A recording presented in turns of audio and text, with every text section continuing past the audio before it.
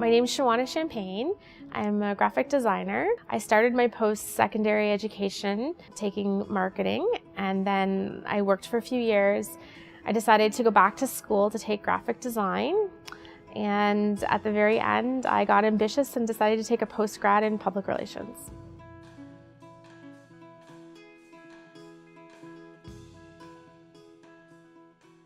The first time I went to school, I took marketing and I thought I'll just go it on my own. I wasn't identified. I kind of slipped through the cracks. I did a lot of this getting through, just getting by, but no one was quite sure what was going on with me.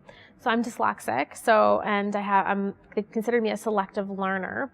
So I only learn things I like, and then on top of it, everything is backwards and flipped. So for a designer, that could be very challenging. Being an older, mature student with disabilities, I was really in an interesting category because I'm coming back to school, I'm a mature student, and then I have disabilities. So it was really a lot of balls in the air that I had to juggle.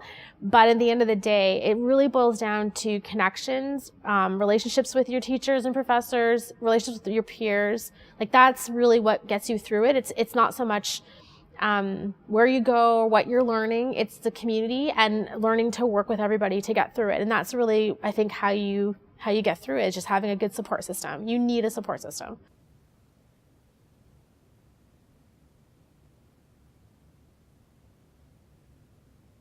At first, I would hide my disabilities. I did a really good job of cloning myself, blending in, and finding a way that no one knew what was going on. And then what ended up happening for me was I thought, you know what, I'm not going to be ashamed of this. There's other students that have disabilities. I'm sure they're out there. And more students came forth. Like I started meeting other students that had disabilities in my program and the PR program and in general. So once I came out about it and said, I have disabilities, I really, really want to learn the material and I want to succeed, that was sort of what propelled me to advance and be successful at what I was doing, because it wasn't like a secret anymore, and I wasn't ashamed of it. I was open about it because I realized there's other people, and I don't think it's a negative thing. I think it makes me I just need a different way of learning.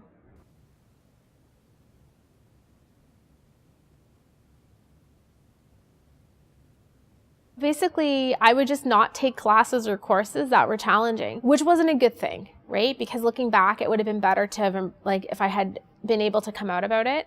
But I just didn't want to be, outed. I didn't want to be that one person that didn't understand the materials, and it was weird that, it took so long for me to be identified. And then when I was identified, that was painful because it was almost like, well, you need to go to this special place, they're gonna do all these tests, we're gonna figure out what's wrong with you. And I was like, oh great, like I'm broken, something's wrong with me.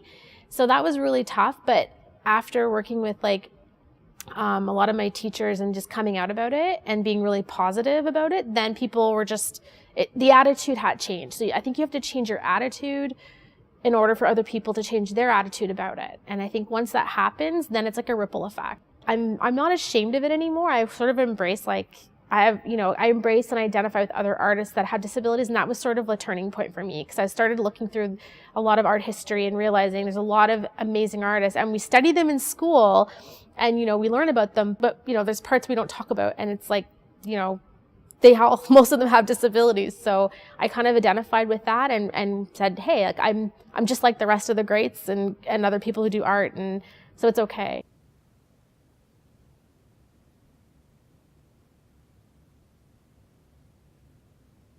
The advice I would give somebody starting out would be two pieces of advice. First one would be to not be ashamed of yourself. Don't be scared. Feel good about who you are, and don't let your disabilities make you segregate you. So, embrace them.